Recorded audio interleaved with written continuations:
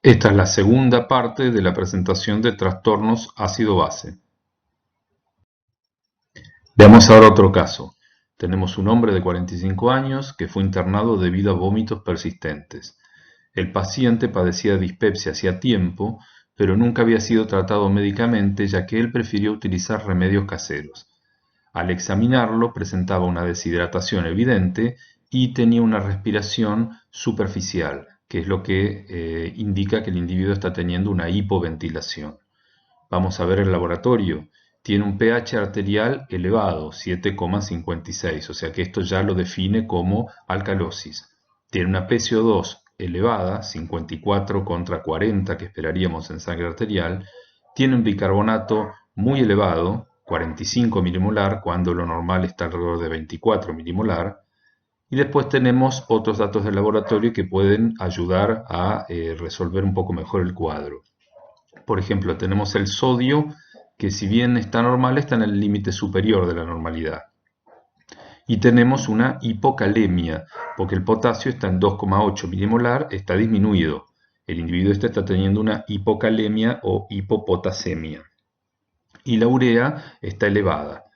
Después vamos a hablar de qué significa este cambio en el sodio, en la urea o en el potasio. Por ahora concéntrese en el estado ácido-base. Se le hizo una gastroscopía después de estabilizar al paciente y se vio una estenosis de píloro, o sea, un estrechamiento del píloro, aparentemente generada por tejido cicatrizal secundario a una úlcera péptica. O sea, el individuo había tenido una úlcera péptica que se había cicatrizado y eso había disminuido el tamaño del píloro, había producido una estenosis de píloro y por lo tanto le costaba que el estómago se vaciara hacia el intestino y eso le generaba ese reflujo, esa dispepsia que era lo que le molestaba al paciente originalmente. Vamos a ver estudiarlo con la misma técnica que usamos para el anterior. Ya con lo que estamos viendo claramente es un problema de alcalosis por el pH y es un problema que no es respiratorio. Pero vamos a hacer como que no sabemos nada, que solo vimos el pH, el dióxido de carbono y el bicarbonato y razonemos. ¿Cómo sería el cuadro si en realidad se tratara de una causa respiratoria? Para que los protones bajaran por causa respiratoria, tendría que haber ocurrido una bajada primaria del dióxido de carbono. O sea, tendría que haber aumentado la cantidad de eliminación de dióxido de carbono hacia la atmósfera, ¿sí? Bajado el dióxido de carbono en forma primaria, y eso me corre el equilibrio de la ecuación dióxido de carbono más agua, bicarbonato más protones hacia la izquierda, porque se va más dióxido de carbono, se corre el equilibrio a la izquierda, bajando entonces los protones y el bicarbonato. Esto me produce una alcalosis, pero fíjense que el bicarbonato también baja. En este caso, el bicarbonato está muy elevado y a su vez la PCO2 no está baja, está alta. Entonces, claramente, este laboratorio no coincide con lo que uno esperaría para una alcalosis respiratoria. Entonces, si no es respiratorio, es metabólico. O sea que el individuo este está teniendo una alcalosis metabólica. En el cuadro de la alcalosis metabólica, el efecto primario es una pérdida de protones independiente de cambios en el dióxido de carbono. O sea que la causa es una bajada en la cantidad de protones.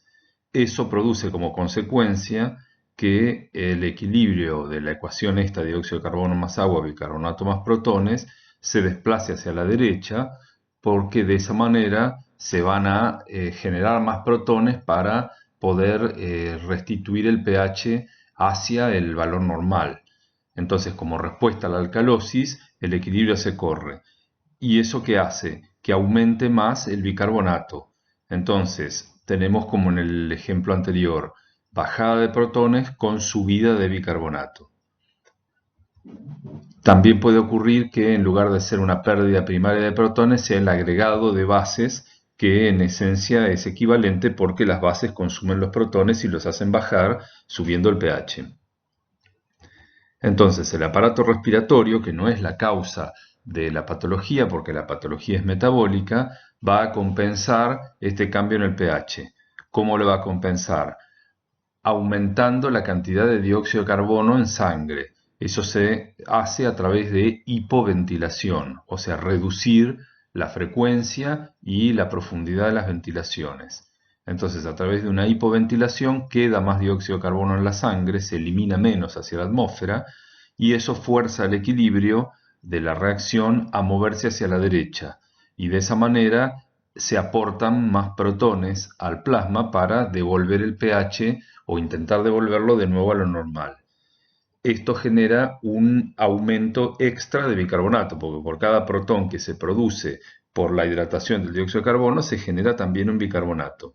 Entonces el bicarbonato se ve aumentado en estos casos, un poco porque se usó para, no se usó, apareció a raíz de que el buffer dióxido de carbono bicarbonato se desplaza hacia la derecha para generar protones. Y a su vez el aparato respiratorio lo empuja más hacia la derecha porque aumenta la concentración de dióxido de carbono en sangre.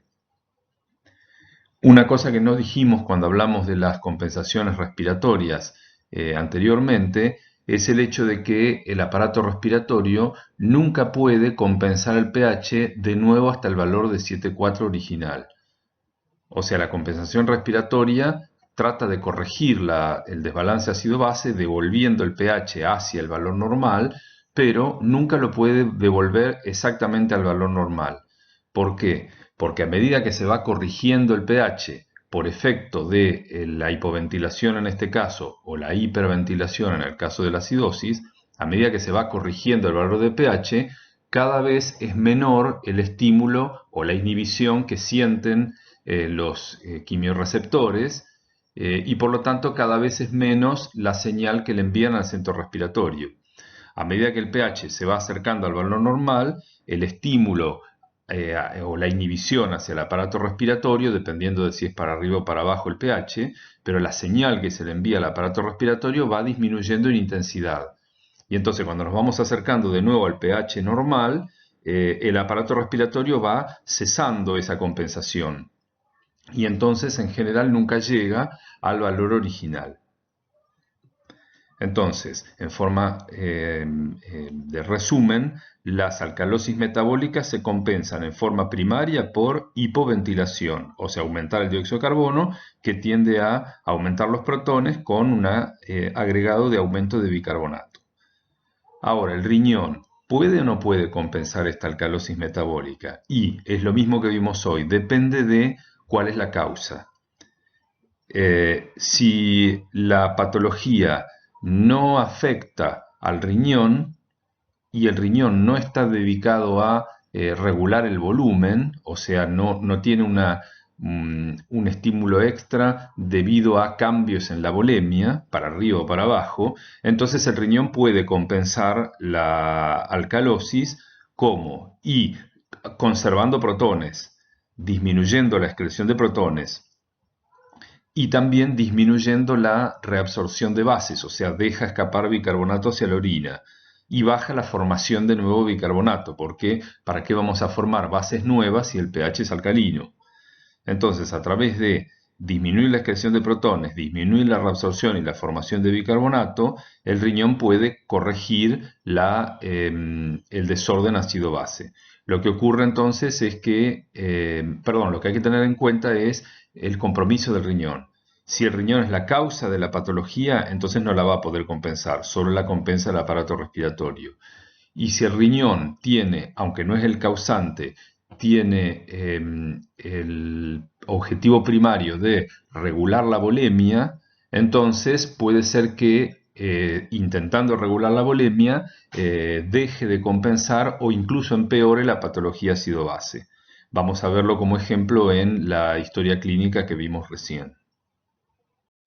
El ejemplo de alcalosis metabólica que elegí para mostrarles, a propósito, es de los más complicados que hay, porque acá se mezclan cosas. Por un lado tenemos el problema ácido-base y por otro lado tenemos perpetuación de ese problema por consecuencias derivadas de la patología, concretamente por pérdida de cloruros y de potasio junto con los protones en los vómitos, pero también disminución de la volemia, consecuencia de la pérdida de fluidos con los vómitos. Entonces acá hay una combinación muy compleja de pérdida de ácidos, que es lo que en el vómito, que es lo que genera la alcalosis en forma primaria, y empeoramiento o perpetuación de esa alcalosis por la pérdida junto con el ácido de cloruros, potasio y líquido fluido.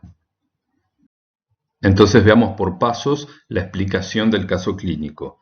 Primero, el paciente claramente está en alcalosis con una PCO2 alta y esto indica origen metabólico. Recuerden que no podría ser respiratoria porque si no la PCO2 debería estar baja.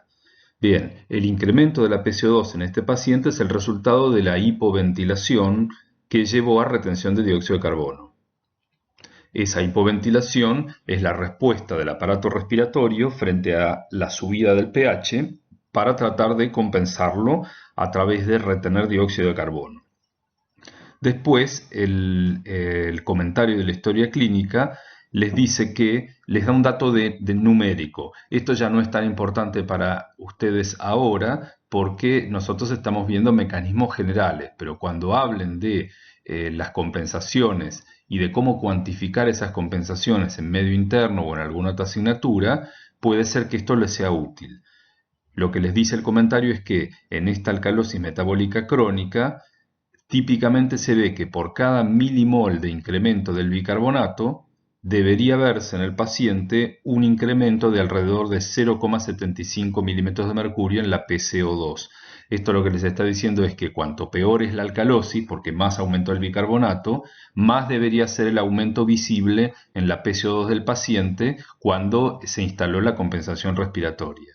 Entonces esto lo pueden utilizar, como dice ahí, para comparar los valores de PCO2 del paciente y ver si son los esperados en función del grado de compensación que correspondería para este aumento del bicarbonato y decidir entonces si ha habido una compensación respiratoria adecuada. Después, en el segundo párrafo, les da la causa de la alcalosis. Dice que la alcalosis es el resultado de la pérdida de protones presentes en el jugo gástrico debido a los vómitos. Ahora, se complica el asunto porque junto con los protones que se pierden, tenemos una retención de bicarbonato en el organismo. Ahora vamos a ver el mecanismo, pero recordamos que por cada protón que la célula parietal de la mucosa gástrica secreta hacia la luz del estómago, genera un bicarbonato que secreta hacia el espacio vasolateral que va al plasma.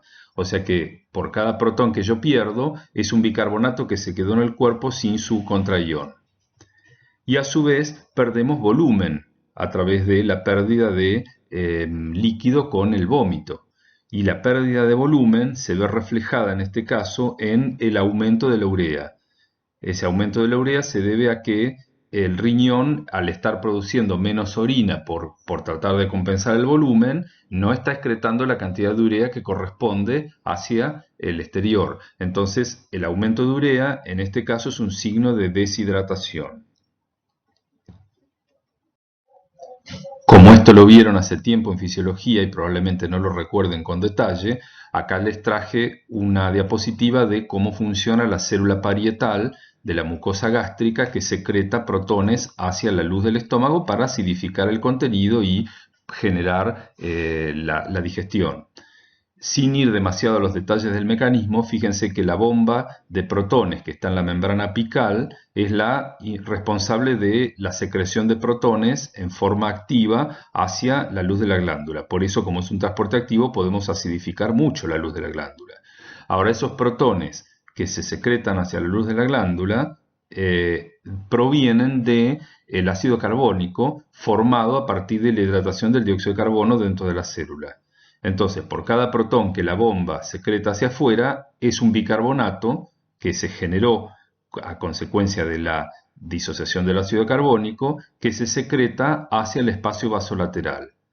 Normalmente, como los protones secretados hacia el estómago terminan siendo neutralizados después en el intestino por bicarbonato y en esencia se vuelven a absorber, el balance neto es que no gano ni pierdo ácidos o bases con este mecanismo.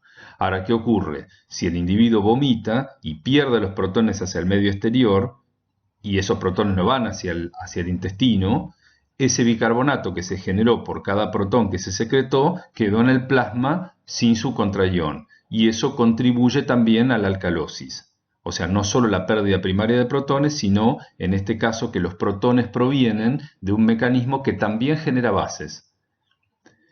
Segundo, en esta célula, además de secretar protones, secreta cloruro en cantidad equimolar con los protones. Fíjense que el cloruro entra a la célula por intercambio con el bicarbonato y después sale hacia la luz del estómago por un canal de cloruro. Entonces, por cada protón se secreta un cloruro. Ahora, en el vómito no solo se van los protones, también se van los cloruros.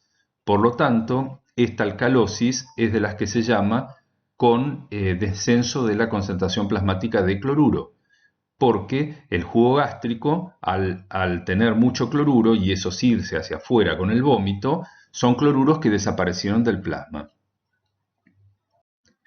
Entonces ya tenemos todo lo que va a explicar finalmente el estado del paciente.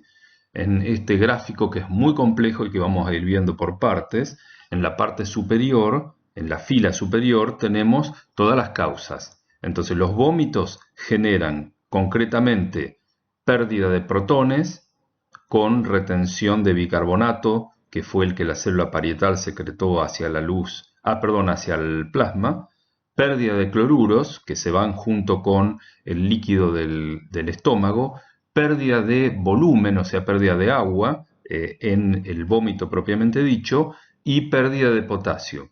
La pérdida de potasio también está producida en parte por el potasio que está presente en el jugo gástrico que se pierde con el vómito.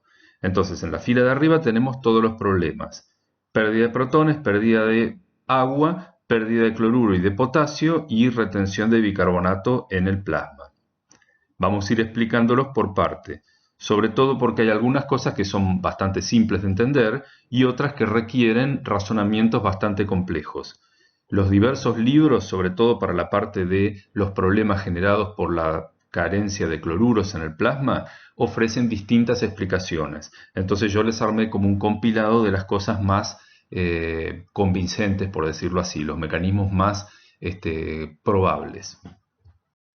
Primero veamos lo más fácil de explicar y la causa primaria de la alcalosis. Con los vómitos se van los protones que secretaron las células gástricas y a su vez ese bicarbonato que se generó por la producción de protones quedó en el plasma. O sea que la combinación de la pérdida primaria de protones más la retención de bicarbonato son los causantes principales de la alcalosis metabólica. Esa alcalosis metabólica va a estar compensada en parte por la hipoventilación, como les muestra el esquemita que sale desde la caja de alcalosis metabólica hacia la izquierda. Entonces esa hipoventilación del aparato respiratorio va a aumentar la presión de dióxido de carbono en la sangre y eso va a correr el equilibrio dióxido de carbono más agua, bicarbonato más protones hacia la derecha, tratando de elevar los protones para compensar la alcalosis, por lo menos parcialmente. Y eso también contribuye a que aumente más el bicarbonato plasmático. Entonces esa es la parte de la compensación. A su vez, la alcalosis metabólica, recuerden que afecta al potasio plasmático. Habíamos visto antes que podíamos poner flechas opuestas en potasio y protones. Si bajan los protones del plasma, entonces se entra más potasio a las células. Y si entra más potasio a las células, eso produce hipocalemia en el individuo. O sea que la alcalosis metabólica está complicada por una hipocalemia. Y ahora veamos los otros problemas derivados de la pérdida del líquido estomacal. Dijimos que si perdemos líquido estomacal, no solo perdemos protones, sino que estamos perdiendo volumen, porque el agua perdida con el vómito salió del plasma. Estamos perdiendo cloruros, porque los cloruros están en cantidades, se secretan en cantidades equimolares hacia la luz del estómago con respecto a los protones. Y a su vez perdemos potasio en forma primaria, porque el líquido estomacal tiene potasio. Entonces tenemos pérdida de cloruros, pérdida de agua y pérdida de potasio. Una combinación de estas cosas genera que el riñón reduzca la producción de orina y que a su vez produzca una orina ácida, como está marcado abajo, en el recuadrito de abajo de ese recuadro rojo que yo puse. Entonces, en el individuo que tiene una alcalosis, yo no esperaría una orina ácida. Al contrario, ¿qué esperaría? Si el individuo tiene alcalosis, esperaría que el riñón redujera la secreción de protones hacia la orina y excretara bases, excretara bicarbonato, no reabsorbiera todo el bicarbonato y a su vez produjera menos bicarbonato de nuevo y que incluso secretara bicarbonato por las células intercalares tipo B. Sin embargo, este individuo tiene una orina ácida. Esa orina ácida está perpetuando la alcalosis porque no solo no la compensa, sino que la empeora, porque estamos perdiendo ácido, que es lo que nos falta en el plasma, hacia la orina. Entonces, esta producción de orina ácida no es fácil de explicar, vamos a ir parte por parte. La principal causa de que el riñón esté produciendo orina ácida tiene que ver con el mecanismo de la secreción de renina estimulado por los problemas que le genera el vómito al individuo. Entonces, vamos abajo a la izquierda. Lo primero, lo más básico, es que como el individuo pierde volumen, hay una hipovolemia. Entonces, si hay una hipovolemia, hay menor perfusión de los riñones y por lo tanto había por la hipovolemia una hipotensión arterial. Cualquiera de las dos cosas va a hacer que los riñones reciban menos sangre. La menor entrada de sangre a los riñones hace que las células granulares que están en la arteriola aferente, que miden presión, se vean estimuladas a secretar renina. Porque esa es la respuesta normal frente a una hipovolemia, secretar más renina para que, por el mecanismo renina-angiotensina-aldosterona, el riñón retenga agua para corregir la hipovolemia. Entonces, la menor perfusión estimula la secreción de renina en forma directa. También la renina es estimulada por lo que ocurre en la mácula densa. Recuerden que la mácula densa tenía un mecanismo de medir la cantidad de sodio y de cloruro que le llegaba por el líquido tubular. Entonces, si baja la filtración glomerular porque por la hipovolemia va a bajar la cantidad de filtrado glomerular que se produzca, va a llegar menos sodio a la mácula densa. Entonces, el menor aporte de sodio a la mácula densa va a estimular la secreción de renina también en función de tratar de corregir la hipovolemia. Pero además en este individuo perdimos cloruro en el vómito, por lo tanto la concentración plasmática de cloruro es más baja que lo normal. Entonces no solo llega menos sodio a la mácula densa, llega menos cloruro, en parte por la menor velocidad de filtración glomerular, pero también porque la concentración plasmática de cloruro está disminuida. Y el mecanismo que usa la mácula densa para medir el sodio depende también del cloruro, porque corresponde a un cotransportador de sodio con cloruro en la membrana del epitelio de esa porción del túbulo. Entonces, si se aporta menos sodio, pero también se aporta menos cloruro a la mácula densa, hay mayor estimulación por parte de la mácula densa para que se secrete renina. O sea que la secreción de renina elevada se debe a la hipovolemia medida por la arteriola aferente, el menor aporte de sodio debido a la hipovolemia medido por la mácula densa y también el menor aporte de cloruro a la mácula densa debido a la baja de la concentración de cloruro plasmática. Entonces ahora tenemos un sistema, un aparato yuxtaglomerular que tiene todas las señales necesarias para aumentar la secreción de renina. Lo principal es la pérdida de volumen, que está marcado ahí como pérdida de agua con un numerito 2 en la parte superior derecha del dibujo. Y secundario, la pérdida de cloruros, que también va a estimular la secreción de renina. O sea, se va a activar el sistema renina-angiotensina-aldosterona para tratar de que el riñón recupere más líquido y compense la hipovolemia. Entonces, esa recuperación de mayor líquido por parte del riñón se hace también aumentando la reabsorción de sodio, porque acuérdense que tanto la angiotensina 2 como la aldosterona, el mecanismo que tienen para que el riñón reabsorba más agua es aumentar la reabsorción renal de sodio. Entonces, el sodio a nivel renal en gran parte de los lugares donde se reabsorbe por intercambio con protones, sobre todo en el túbulo proximal. Hay un intercambiador sodio-protones que reabsorbe sodio y secreta protones. Por lo tanto, si reabsorbemos más sodio a nivel tubular, hay mayor secreción de protones de los túbulos de las células tubulares hacia la luz del túbulo. Y a su vez, la aldosterona, además de aumentar la reabsorción de sodio, estimula directamente la secreción de protones por parte de las células tubulares. O sea que el aumento de la reabsorción de sodio más el efecto de la aldosterona de aumentar la secreción de protones generan que los túbulos secreten más protones. Eso es la base de la orina ácida que tiene el individuo. Además, la mayor reabsorción de sodio y secreción de protones va a generar una mayor reabsorción de bicarbonato a nivel tubular. Recuerden que el bicarbonato a nivel de los túbulos se reabsorbe cuando los protones que los túbulos secretan titulan el bicarbonato que está en la luz del túbulo, lo transforman finalmente en dióxido de carbono y agua, y ese dióxido de carbono entra a la célula. O sea que el mecanismo de mayor secreción de protones implica una mayor reabsorción de bicarbonato, consecuente a esa mayor secreción de protones. Entonces, fíjense que el riñón está empeorando el asunto. Al tratar de corregir la hipovolemia, el riñón está empeorando el asunto porque secreta más protones, pierde protones por orina cuando debería estar ahorrándolos, y a su vez reabsorbe más bicarbonato en lugar de secretar bicarbonato. La baja concentración de cloruros del plasma también tiene otros efectos, además del de aumentar la secreción de renina.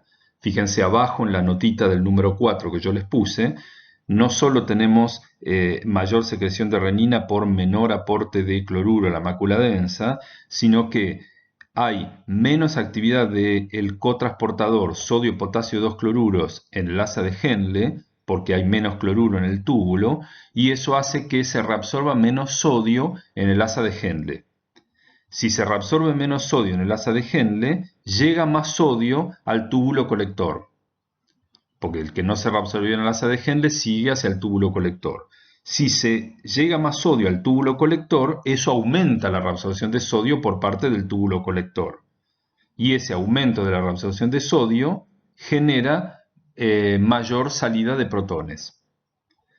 A su vez, la menor cantidad de cloruro que hay en el líquido tubular implica que las células intercalares tipo B, que son las que secretan bicarbonato en el caso de la alcalosis, funcionen menos, porque el mecanismo que usan esas células para secretar bicarbonato es un intercambiador cloruro-bicarbonato. Entonces, si hay menos cloruro en la luz del túbulo, hay menos posibilidad de que esas células intercalares secreten bicarbonato, lo cual empeora el hecho de que los túbulos están reabsorbiendo más bicarbonato. O sea, por mayor reabsorción de bicarbonato y por menor secreción de bicarbonato debido a las células intercalares, retenemos más bicarbonato en el plasma. Y por último, todo está empeorado por una hipocalemia, una disminución de la concentración de potasio en el plasma. Recuerden que si hay alcalosis, al salir protones de las células para compensar esa alcalosis, entra más potasio a la célula y eso produce hipocalemia en el individuo. Pero la hipocalemia se empeora un poco por la pérdida de protones en el vómito. Eso lo tienen en la cajita roja de arriba a la derecha. Entonces se empeora la hipocalemia por la pérdida primaria de protones en el vómito, pero también por el hecho de que el riñón termina excretando más protones hacia la orina. Eso es una consecuencia directa de la activación del mecanismo de la aldosterona. Como la aldosterona estimula la reabsorción de sodio, pero también estimula la secreción de protones y de potasio a nivel de las células tubulares, entonces el aumento de aldosterona va a hacer que los túbulos renales secreten más potasio hacia la orina. O sea que por el movimiento de potasio hacia el interior de las células debido a la alcalosis, más el hecho de que perdemos potasio en el jugo gástrico que se vomita, más el hecho de que el riñón aumenta su secreción de potasio en la orina, todo eso contribuye a generar y mantener una hipocalemia. La explicación de que la hipovolemia es la que perpetúa esta alcalosis y evita que el riñón la pueda compensar, porque el riñón al final termina siendo lo contrario a lo que debería hacer por tratar de conservar el volumen, explica que estos pacientes se puedan tratar infundiéndoles solución fisiológica por vena para expandirles el volumen del líquido extracelular, para tratar de restituirles el volumen a lo normal. Entonces, esa infusión de solución fisiológica, que en realidad es una solución con cloruro de sodio, no solo restituye el volumen, sino que restituye el cloruro. Entonces, si eliminamos la hipovolemia, a través de expandirles el líquido extracelular con infusión de solución salina, y eliminamos la disminución de cloruro porque le estamos infundiendo cloruro de sodio, entonces el riñón deja de tener este efecto de producir una orina ácida. Y entonces lentamente el riñón ahora sí puede compensar la alcalosis a través de secretar menos protones y dejar escapar bicarbonato. Entonces, cuando le corregimos, en realidad cuando el médico le corrige la hipovolemia al paciente, entre el aparato respiratorio que ya venía compensando y el riñón que ahora ya no necesita retener el líquido y por lo tanto empeorar la alcalosis, entre esos dos mecanismos ahora pueden compensar la alcalosis y devolver el pH al valor normal. Entonces acá tienen un cuadrito que resume las distintas causas de alcalosis metabólica.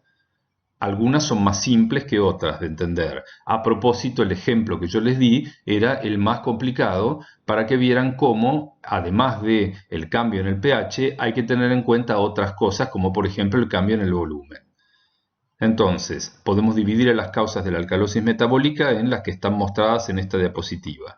El primer grupo corresponde a una pérdida primaria de protones, lo cual claramente genera una alcalosis. Y aquí tenemos lo que estuvimos discutiendo recién, la pérdida de protones por vómitos o a veces por aspirado gástrico, en individuos que hay que hacer aspirado gástrico para eliminar alguna sustancia tóxica que el individuo puede haber ingerido. Hay que tener cuidado de que ese aspirado de líquido gástrico no le genere una alcalosis. Por eso es que normalmente se aspira líquido gástrico, pero al mismo tiempo se le infunde solución fisiológica al individuo para evitar que el riñón tenga que conservar volumen y empeore el asunto. También puede ser que el individuo haya tenido un exceso de antiácidos, por ejemplo, si está intentando combatir los efectos de acidez estomacal. Después tenemos las causas renales de pérdida de protones. Por ejemplo, algunos diuréticos, sobre todo los diuréticos de asa, que son los que actúan sobre el asa de Henle, o las tiacidas, por el mecanismo de acción que tienen, hacen que el riñón termine excretando más protones, y eso genera una alcalosis. O en los individuos que tienen un exceso de mineralocorticoides en forma primaria. Por ejemplo, lo que se llama el síndrome de Cohn, que es el hiperaldosteronismo primario. Cuando hay secreción de aldosterona elevada, esa aldosterona estimula los túbulos renales a que pierdan protones por el efecto directo de estimular la secreción de protones. Y el otro caso corresponde al síndrome de Cushing, en el cual hay exceso de glucocorticoides, o sea, de cortisol o sus análogos en plasma. Esto todavía no lo vimos, pero los glucocorticoides tienen un cierto efecto de mineralocorticoide. Lo que pasa es que cuando están en concentraciones normales, el riñón se protege de ese efecto a través de metabolizar a los glucocorticoides y evitar que actúen sobre el receptor de aldosterona. Pero cuando los glucocorticoides están muy elevados en el plasma, las enzimas que están en los túbulos renales que los metabolizan y evitan que actúen sobre el receptor de mineralocorticoides se ven sobrepasadas, y entonces aquí los glucocorticoides empiezan a tener efecto similar a la aldosterona. O sea que si el individuo tiene un exceso de glucocorticoides va a terminar padeciendo algunos de los problemas de tener un exceso de aldosterona. Entre ellos, además de tener aumento de la retención de agua, va a tener aumento de la secreción de protones y eventualmente le puede llevar a una alcalosis. El segundo grupo de causas de alcalosis metabólicas corresponde a fenómenos en los cuales ha bajado el potasio plasmático. Por ejemplo, si hay una ingesta insuficiente de potasio o si el individuo está usando diuréticos por ejemplo, un tratamiento de la hipertensión, del tipo de diuréticos que se llaman perdedores de potasio. Esos son diuréticos que aumentan la formación de orina, pero que por el mecanismo que tienen para aumentar la formación de orina, terminan aumentando la pérdida de potasio por la orina. O, por ejemplo, individuos que tienen exceso de mineralocorticoides, como dijimos recién. Si hay hiperaldosteronismo, en donde hay aumento de la producción de aldosterona en forma descontrolada, eso estimula la secreción de potasio por parte de las células principales de los túbulos distal y colector. Y en el síndrome de Cushing, que hay un aumento de glucocorticoides, dijimos también que si los glucocorticoides están muy elevados, sobrepasan ese mecanismo que tienen las células del riñón para protegerse de la acción mineralocorticoide del glucocorticoide, se ven sobrepasadas esos mecanismos y los glucocorticoides empiezan a actuar a través del receptor de aldosterona, aumentando también la secreción de potasio hacia la orina. Ahora, ¿por qué la disminución del potasio plasmático me va a producir una alcalosis? Bueno, volvemos al mismo mecanismo de siempre. El flujo de protones y de potasio a través de las membranas de las células está relacionado. Entonces, vean el esquemita que hay abajo.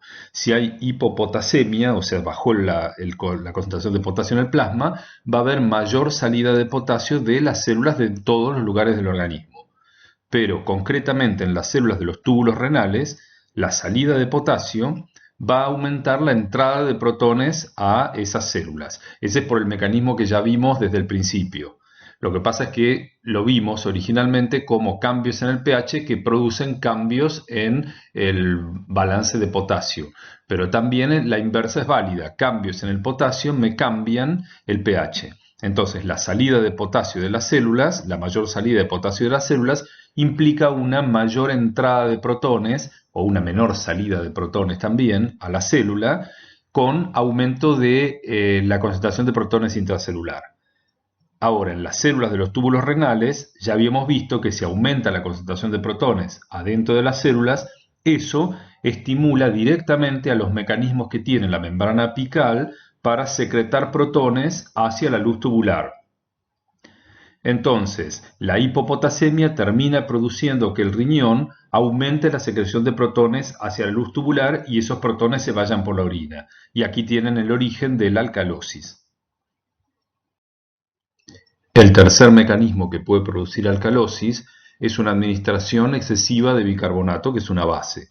Eso puede ocurrir en forma iatrogénica, por ejemplo, cuando se trata una acidosis con bicarbonato para tratar de subir el pH y se lo administra en forma excesiva.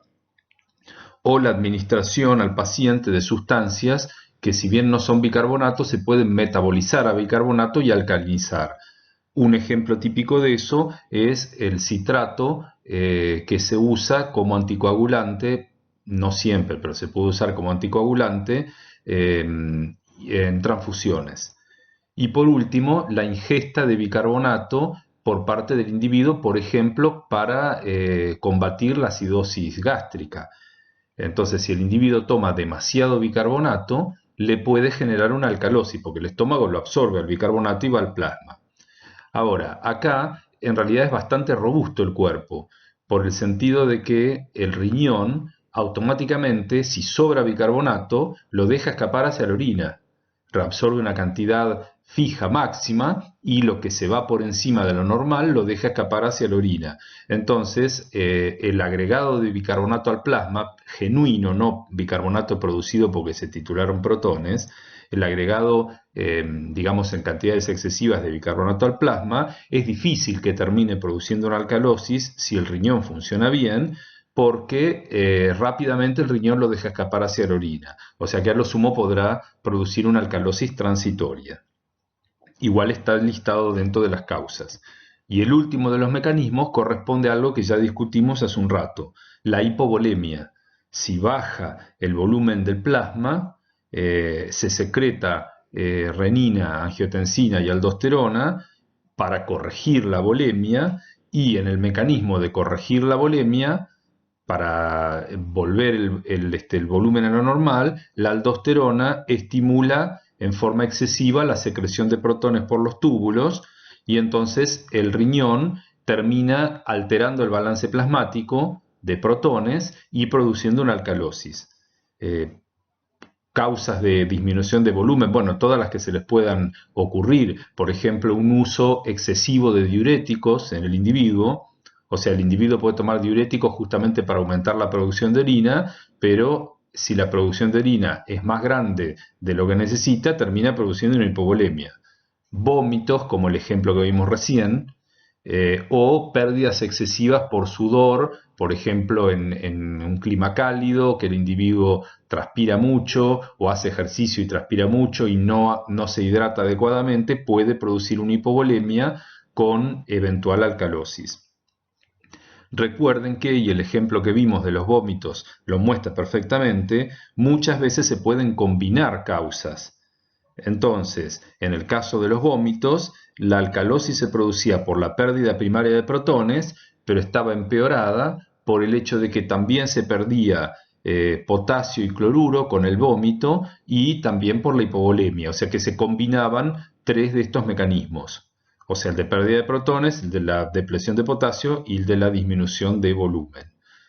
Fíjense que el ejemplo entonces que elegí era el de los más complejos. Normalmente no van a tener que hacer tanto razonamiento para explicar la alcalosis, pero les mostré este ejemplo especialmente porque justamente era complejo.